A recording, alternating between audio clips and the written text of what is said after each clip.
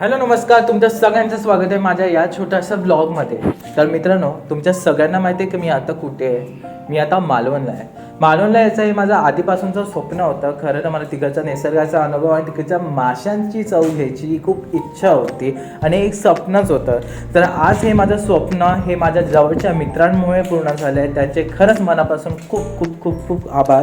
तर मित्रांनो, आता मी खरं तर मी माझ्या घरी आहे. हा ब्लॉग खूप लेट पोस्ट होणार आहे कारण की माझ्या डोक्यात नव्हतं की मी ब्लॉग म्हणेल.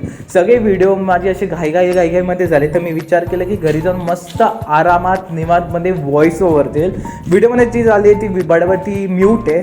तर आता मी व्हॉइस ओव्हर देतोय. तर बघूया आमचा प्रवास कसा झाला आहे. तर मग मालवणला जाण्याची आमची ट्रेन ही ठाण्याहून रात्रीची होती. त्यामुळे आम्ही दुपारीच ठाण्याच्या मित्राच्या घरी येऊन थांबलो होतो, जेणेकरून आम्हाला कोणत्या प्रकारचा उशीर किंवा कोणत्या प्रकारचं घाई होणार नाही. तर आम्ही रिक्षा घेण्यासाठी थांबलो, पण आम्हाला तिकडे काही रिक्षा भेटत नव्हती म्हणून पुढे आम्ही चालत गेलो. मग नंतर पुढे जाऊन आम्हाला रिक्षा भेटली. तर मग आम्ही सगळे स्टेशनला पोहोचलो आणि तिथे गेल्या पाहिलं, बाप रे बाप, गाड्यांची एवढी गर्दी, एवढी पीप एवढी ट्रॅफिक की त्या रिक्षावाल्याने पण स्टेशनच्या आधीच सोडलं आणि तो पण बिचारा वैतागला होता. तर मग आम्ही आमच्या प्लॅटफॉर्मवर आलो आणि तिथे आल्यानंतर कळलं की आमची हजेरीची लाईन अजून सुरू झालेली नाही. ही हजेरीची लाईन यासाठी की आमची कोणाचीच कन्फर्म तिकीट नसल्यामुळे आमचा पूर्ण प्रवास हा सीटवर बसून नीट व्हावा म्हणून ह्याची सोय आमचे दोन लाडके मित्र रोहित पाटील आणि किरण जांभेकर यांनी सोय केली. खरं तर त्यांचे काम धंदे सोडून त्यांनी आमची सोय केली, याचे मनापासून आभार. तर मग तितक्यात मला आणि माझ्या मित्राला एक सुचलं की बाबा, ट्रेनमध्ये खाण्यासाठी आपल्याकडे काहीच नाही, तर जाऊन आपण पहिले ट्रेनमध्ये खाण्यासाठी काहीतरी खाऊ घेऊ. खरं तर या गर्दीमध्ये आम्हाला खायला भेटेल की नाही भेटेल याचा अंदाज नाही, पण तरी पण कोणाला लागलं बिगलं तर घेऊ. तर मग ओळख करून देतो की हा माझा नागपूरचा मित्र, हा पण एक उत्तम अभिनेता आहे आणि याची नवीन सिरीज यूट्यूबवर येणार आहे, तर ती आपण बघूच. आमच्या ट्रेनला अजून टाईम होता, पण आमच्या अगोदरची जी ट्रेन होती त्याची गर्दी पाहून बाप रे बाप, माझ्या चेहऱ्यावरचा रंगच उडाला होता. कारण की मला असं वाटलं की नॉर्मल गर्दी असेल, पण माझ्या मित्रांनी सांगितलं खूप गर्दी असते, अशीच गर्दी असते. आणि मग माझ्या चेहऱ्याला जो घाम सुटला, बाप रे बाप, कारण की लोक खिडकीमधून पण घुसून त्यांच्यासाठी जागा करत होते, म्हणजे विचार करायलाच नको. मग मला असंच उगाचमध्ये सुचलं की बाबा व्हिडिओमध्ये मी चांगले दिसतं की नाही बघूया, म्हणून व्हिडिओ काढूया. तर मग तितक्यात माझ्या मित्रांनी मध्येच येऊन पोस्ट दिली की त्याला वाटतं मी फोटो काढतो, पण त्या बिचाराने मी सांगितलं की बाबा मी व्हिडिओ बनवते, कसं दिसतं ते बघतोय. तर बिचाराची एक्सप्रेशन बघा. रेल्वेवाल्यांनी अनाऊन्स केल्यानंतर कोदाने लाईन लावण्यासाठी धाव घेतली. नंतर माझ्या मित्राचा खूप चेहरा पडला होता, कारण की त्याच्या जवळचा मित्र येणार नव्हता. त्याला असं वाटलं की सरप्राईज देईल, पण त्याच्या मित्राने टांग दिली. आमच्या आधीच्या ट्रेनसाठी लागलेली ही लाईन पण आम्ही आश्चर्यचकित झालो, बाबा आमच्या ट्रेनला पण गर्दी नसेल ना. तर या मामाने पुन्हा एकदा त्याच्या जवळच्या मित्राला फोन करून एकदा शेवटचं विचारलं, तू येतो की नाही, कारण की बिचारायला असं वाटतं की हा अचानक येऊन आपल्याला थप्पा देईल. पण तसंच झालं. पण त्याच मित्राने नेमकं आम्ही ट्रेनमध्ये चढताना त्यांनी थप्पा दिला आणि म्हणाल का मी आलो. आणि मला पण थोडंसं डाऊट होतं की हा नक्की येणार नाही का, कारण की प्लॅनच त्यांनी केला होता ना. खरं तर ट्रेनमध्ये चढून आम्हाला खरंच बराच टाईम झाला होता, पण मला सफोकेशन खूप घाण होतं गर्दी एवढी पाहून. तर तिकडे बसलेल्या एका ताईने मला तिची जागा दिली, कारण की मला खूप घाणेरडं सफोकेशन होतं हे तिने पण पाहिलं, त्यासाठी त्याच्या मनापासून आभार. तर मग सकाळी कुडाळ स्टेशनला उतरून आम्ही फोटो सेशन चालू केलं स्टेशनवरच, कारण की कुडाळ स्टेशनच्या पाठीखाली उभं राहून हे प्रत्येकाला फोटो काढायचे होते. आणि सकाळचं वातावरण तिकडचं एवढं भारी होतं की प्लॅटफॉर्मला पण सोडून जायची इच्छा नव्हती. खरंच मी बोलण्यासाठी बोलत नाही, खरंच खूप भारी होतं.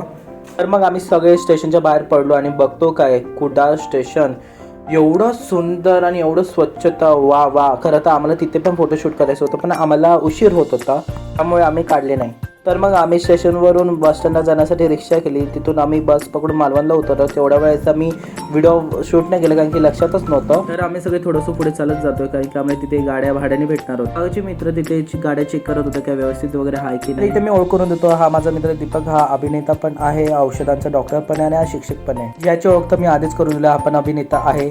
तसं मी तुम्हाला म्हटलं की माझे तिथे मित्र गाड्या चेक करतायत, व्यवस्थित आहे का, फोटो बिटो काढतायत, जेणेकरून आधीचा प्रॉब्लेम असेल काय, आधीच क्रॅशेस झाला असेल तर नंतर आमच्यावर येऊ नये म्हणून फोटो वगैरे काढले जात आहेत.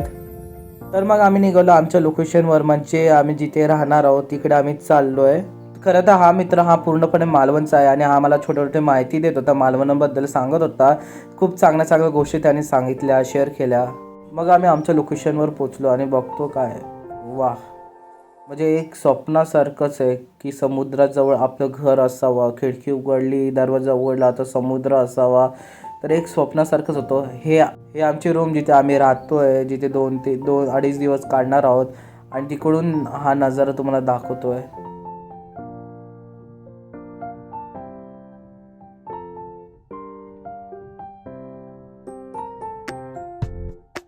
तर माझे सगळे मित्र फ्रेश होऊन जेवून मस्त देवदर्शनाला गेले. खरं तर मला पण जायचं होतं पण मी गेलो नाही, कारण की आदल्या दिवशीचा जो प्रवास होता, रात्रीचा जो काय प्रवास होता, खूप घाणेरडं सफोकेशन झालं. त्यामुळे विकनेस माझ्या बॉडीमध्ये असंच होतं. त्यामुळे मला आरामाची गरज होती आणि जर का आज आराम केला नसतं उद्याचा दिवस मला एन्जॉय करता आलं नसतं. खरं तर मला याचा खूप पस्तावा येत आहे की मी पण जायला पाहिजे होतं पण मी गेलो नाही. तिथे माझे सगळे मित्र देवदर्शनाला पोहोचले आणि त्यांना मी खरंच सांगून ठेवलं होतं आधीच की तिकडे गेल्यावर व्हिडिओ क्लिप काढून ठेवा जेणेकरून मला ब्लॉगमध्ये ॲड करता येईल. तर त्या विचारांनी व्हिडिओ काढले आणि खरंच मी जेव्हा पाहिले हे व्हिडिओ मला एवढा आनंद झाला आणि मला खरंच घाणेरडा पस्तावा आला की बाबा मी हे सगळं मिस केलं आहे. कारण की मला माहिती नाही इथे परत मी येणार आहे की नाही येणार आहे आणि माझ्या मित्राने पण सांगितलं होतं इथे परत येऊ की माहिती नाही, तू यायला पाहिजे होतं. त्याचा पस्तावा मला कायम राहणार आहे. जेव्हा मी माझाच ब्लॉग बघेल, जेव्हा या गोष्टीच्या आठवणी काढल्याच आहे तेव्हा मला खरंच पस्तावा येणार आहे. तर मग थोडा वेळ आराम करून फ्रेश होऊन बाहेर निघालो, कारण की बाहेर आवाज येत होता लोकांचा, काय चाललं तिथे क्रिकेट खेळत होते सगळेजण. तर मग तिथे हळूच माझं लक्ष गेलं, 2 मुलं तिथे मासेमारी करत होते. मग हळूच लक्ष आकाशात गेलं आणि तिथं पाहतो काय बापरे, ही राईड तर बाबा मी कधीच करू शकणार नाही.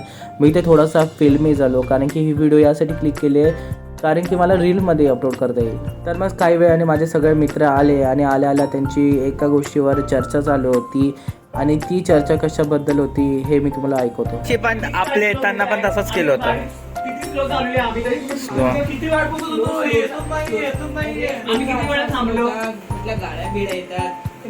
तर झालं असं की 2 गाड्यावर 2 जण होतं. जो पुढे होता त्याच्याकडे प्रॉपर लोकेशन होतं आणि पाठी होता त्यांच्याकडे लोकेशन नव्हतं, म्हणून पाठीच्या पुढच्याला फॉलो करायचे. पण पुढचा असा होता जो लोकेशनवाला तो थांबायचाच नाही, म्हणून यांचा गोंधळ व्हायचा. त्यावर चर्चा चालू आहे. तर मग रात्री जेवून मग आम्ही सगळे बीचवर आलो आहे आणि तिकडे माझा एक मित्र तो पण ब्लॉग बनवत आहे. त्याने तो स्पेशली सेल्फी स्टिक आणली आहे व्लॉगिंग आणि व्हिडिओसाठी आणि त्याचं चाललं होतं. पण काय आहे ना, अंधारामुळे लाईट नसल्यामुळे तो ब्लॉग करू शकला नाही, पण त्याने काहीतरी जुगाड केला आणि त्याने व्हिडिओ बनवायला चालू केली. तर मित्रांनो, हा होता दिवसभराचा व्लॉग आणि खरंच खूप धमाल केली आम्ही सगळ्यांनी, खूप मस्ती मजा केली.